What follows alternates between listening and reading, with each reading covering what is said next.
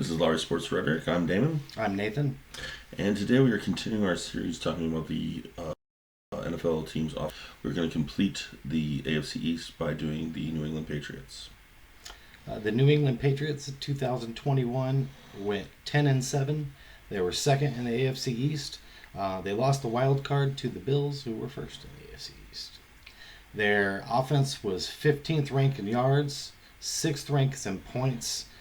Their defense was 4th in yards allowed and 2nd in points allowed.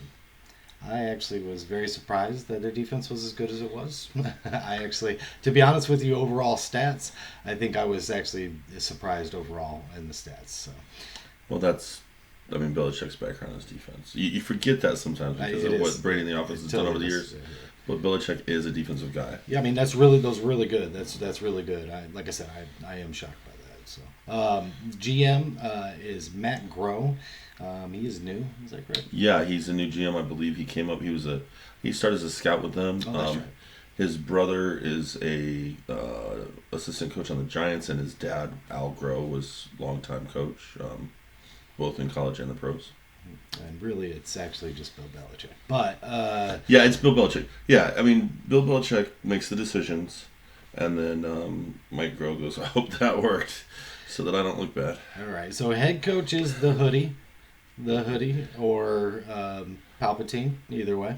Sith Lord. He likes to call him Sith Lord. Sith Lord. Okay, so for those that don't understand, maybe if you're not an Indianapolis Colts fan, you don't know that there's a hatred that developed between the Indianapolis Colts and the Patriots during the Manning-Brady years.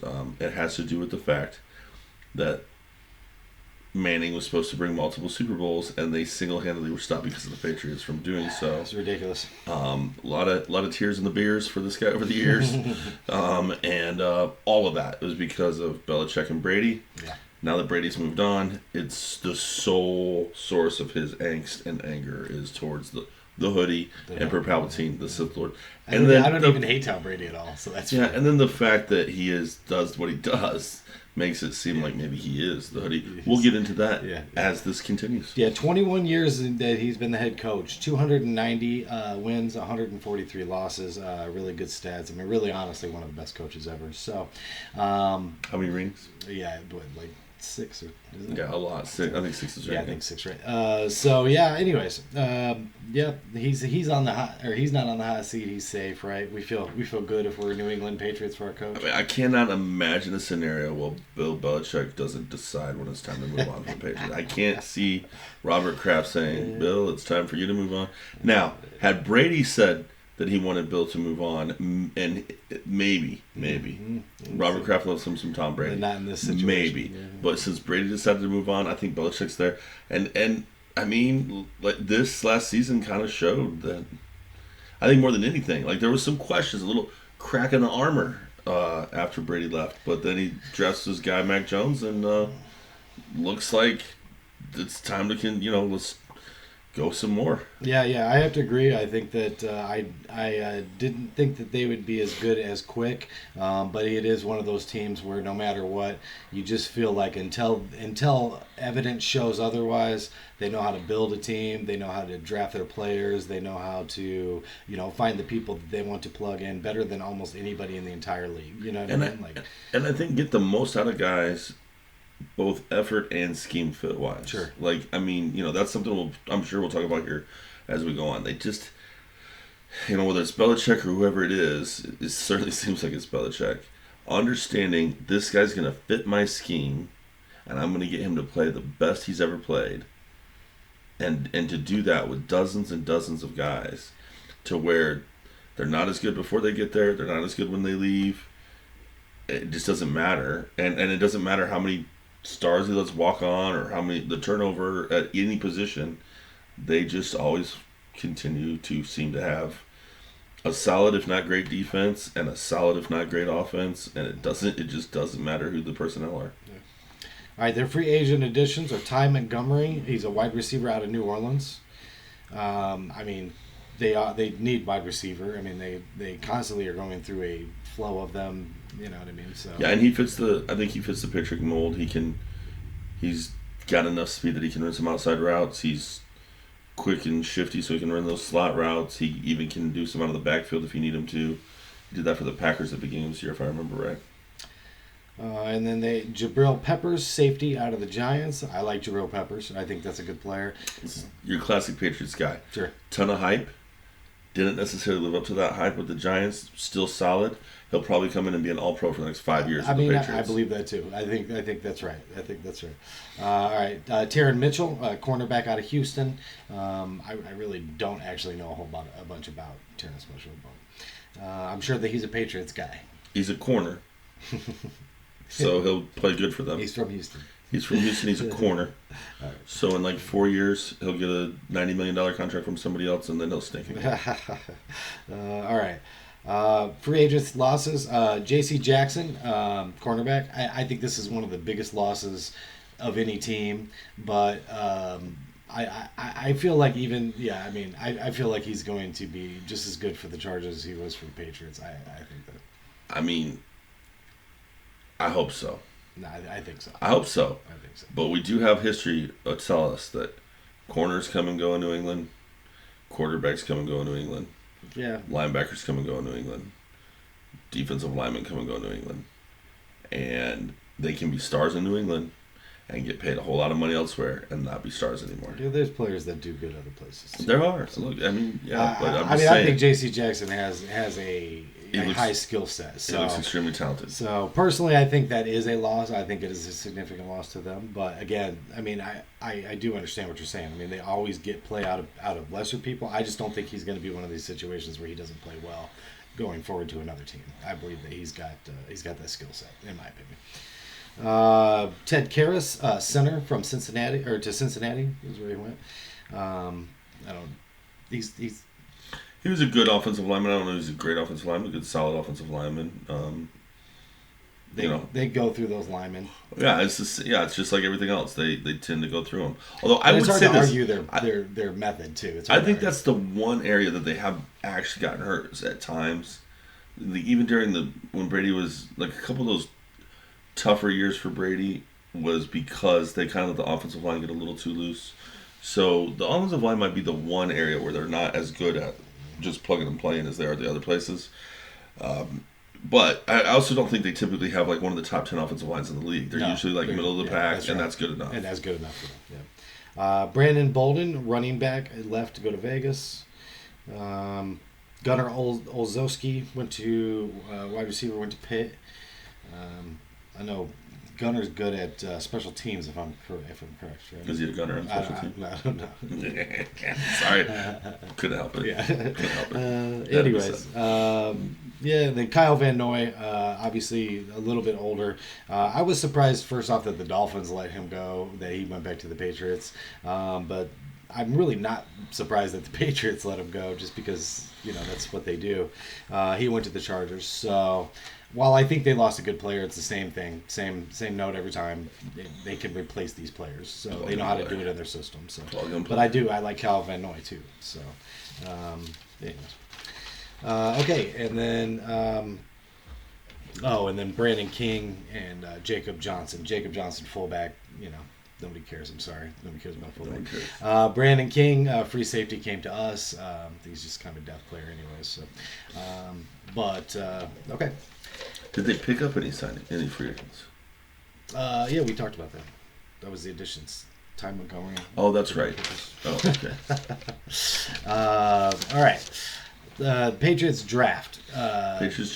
We're round 1. Pick 29 is Cole Strange, inside offensive lineman from Chattanooga.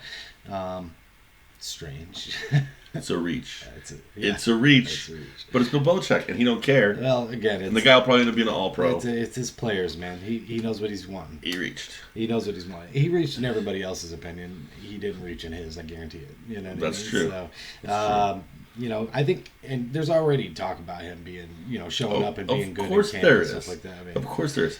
He probably had a coach ask him to eat nails, so he ate them, and Bill Belichick said, "That's my guy." I mean, I'm sure he will end up being a good player. So, round 2, pick number 50, wide receiver Tyquan Thornton out of Baylor. Speed for days. Yeah, I don't like Tyquan Thornton. Speed for days. Like Good him. wide receiver. Yeah. Yep. I think that's a good pick for them. Like I said, they do need wide receiver help. Look, they always got that rotation. Nikhil Harry never really worked out to where he is. And we talked about this when Mac Jones was at Alabama. My favorite thing about Mac Jones, and the reason I so wanted him on the Bears, and I'm sure I'm going to beat this dog to death as long as Mac Jones is in the NFL. Watching Mac Jones at Alabama toss a ball that went directly over somebody's shoulder, right into their hands on a deep route, on like a 50-yard, like 50 yards down the field, hit a guy right on the hands over and over and over again. He has that skill set. You have to have guys that can blow past their corners on the outside to maximize that skill set, and Thornton's one of those guys. Thornton definitely is. So he will make some big plays for New England. Guaranteed, because Mac Jones has the arm to get it to him and the accuracy to put it right on those hands. And the biggest question with Thornton is his catch radius and his ability to adjust the ball in the air. But when you put it right on his hands, he's a big play guy because he's got that speed. Round 3, pick 85, cornerback Marcus Jones out of Houston. I remember Marcus Jones making plays when I watched them. I do keep up with Memphis football. I watch that quite a bit. And he definitely stood out as a good player, a good cornerback. So I'm sure this is going to end up being a pretty good pick for them, too, exactly like you said. They do know how to get the best play out of their cornerbacks. So, of course, they went with that. Yeah. In the draft prep he was one of the guys that I looked at for the Bears because the Bears could use a corner. And, he looks impressive. Like a lot of physical tools to work with there, and Bill Belichick will take a guy with physical tools and make him work. So, round 4, pick 121, double dipped, went cornerback again with Jack Jones out of ASU. And even though I follow the Ducks, I really couldn't tell you much about Jack Jones. I'm sure he's probably a typical, Patriots guy that maybe nobody else is paying attention to. I don't know. He never popped up on my radar when I was looking at cornerbacks. So I'm just saying. Excuse me. I'm the same. It was surprised me. Round 4, pick 127, running back Pierre Strong out of South Dakota State. I think that's a good pick, and he definitely seems like a Patriot. Yeah, there were some of the people that I watched when I was looking into like scouting videos on these think that this kid has enormous upside, that he could maybe end up being the best running back in the draft, if not maybe the best home run hitter in the draft. He just makes people miss, but there's an adjustment from the level he was at to the NFL, so Sure. it might be a year or two before you really see it as a Patriots fan, but this feels like a guy that could come in and do some things, maybe on special teams initially, and then end up being quite a weapon down the road, maybe. Sure. Or even right off the bat, maybe. Yeah, definitely possible. Round 4, pick 137. You got quarterback Bailey Zapp out of Western Kentucky. Obviously a backup, but he does have similar play as the starter with Mac Jones in that stand up, throw the ball kind of a way. So Yeah, this guy to me screams future Patriot quarterback coach, then offensive coordinator, then head coach somewhere else, and then back to being an offensive coordinator of the Patriots. I do know a lot. I actually know a lot about this guy from my college fantasy football, because he put up monster numbers. He followed his coach from a smaller school to Western Kentucky, had huge numbers at the smaller school. People questioned whether they could do it at Western Kentucky. He put up huge numbers again. He doesn't have your prototypical size, but I think if I remember right, his dad was a high school coach. Super smart guy. Understands how to read defenses. Probably just a guy to be in the quarterback room, and we'll never actually see him. But like I said, I think this is a future coach on either pro or college level. Kind of like a Kellen Moore kind of a person. Yeah, like a Kellen Moore that maybe is a backup for 4 or 5 years and then becomes a quarterback coach because he's just knows the game. I think that's probably what this is. And they always like to have a couple of backups. I think they like to have a diverse quarterback room. They find certain players like that. Yeah, they want a smart guy to help the starter break down film. It's like almost like a extra quarterback coach in a way. And I can see this is the book on him is he's a very smart, very quick guy that can really pick up things. So I'm guessing that's why they drafted him. Round 6, pick 183, running back Kevin Harris out of South Carolina. And I think he's a pretty good running back. Yeah, I don't know a whole lot about him, to be honest. I didn't watch a lot of South Carolina this year because they weren't good, but um, just didn't, so I don't know. I can't speak to it. Yeah, I'm sure that somebody that they, like I said, is probably going to end up getting cut. Yeah, probably. All right, round 6, pick 200, defensive tackle Sam Roberts out of Northwest Missouri State. Can't speak to a lot about him. I don't know much about him. Oh, I thought you had season tickets to Northwest Missouri State. No. Oh, I'm sorry. No. Yeah, I have no idea. No idea. But, Northwest Missouri State, right? So that's Belichick doing a Belichick thing. It's probably something about the kid he likes, some kind of position or some kind of skill set that he thinks he can mold. And yeah, I pretty much just assume they know what they're doing. Always. Yeah. All right, round 6, pick 210, center Chasen Hines out of LSU. Now, this kid I do like. I think he's a good offensive lineman.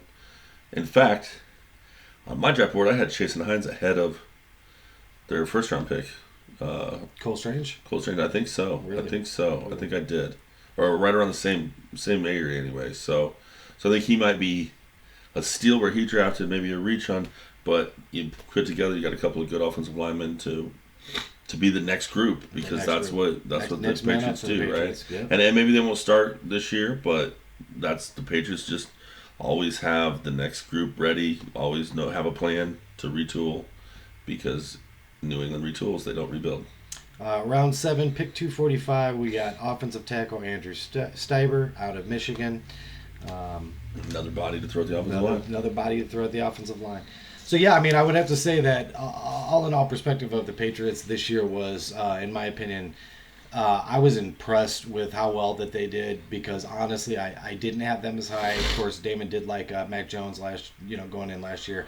I wasn't as high on him, but definitely he showed that he was exactly what Daimon thought he was. He was a very, very good quarterback. I was impressed by him. He keeps his cool. He throws a really nice ball, and I got a feeling that they found a quarterback for the future, and he's going to be there a long time. And the other thing, one of the things I liked about Mac Jones, and Saban and Belichick are very similar coaches, so I think this will play out. Is Saban said Mac Jones is very coachable. You can get on him and he won't shrivel and die. He'll run through a wall for you. I remember listening to him at the Patriots press conference they were talking about how windy it was. He was like, I got to get out here and throw some balls so I can figure out this wind. And he was being dead serious. They all laughed and he was like, no, I'm serious. I got to come out. I've never thrown in this wind before. And I'm like, okay, this is mindset wise, this is like Tom Brady 2.0, right? I want to win. I will do whatever it takes.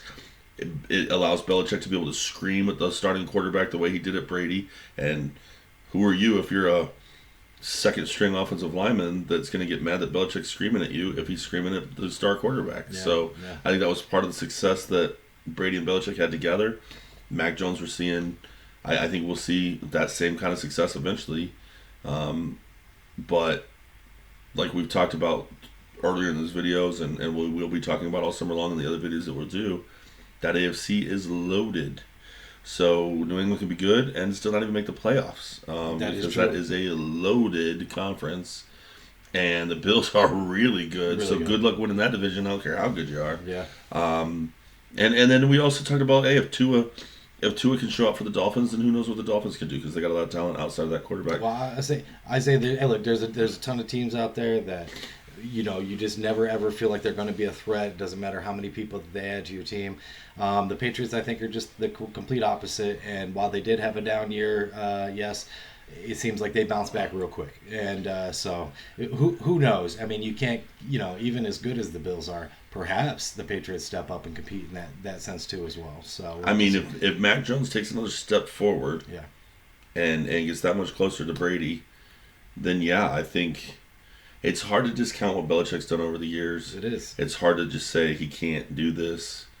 It looked ugly for 1 year, but that's because they had a mess at quarterback, and now they got the quarterback situation figured out, and it's right back to being good. And they were a playoff team with people. I guess people kind of forget this. I sometimes forget it.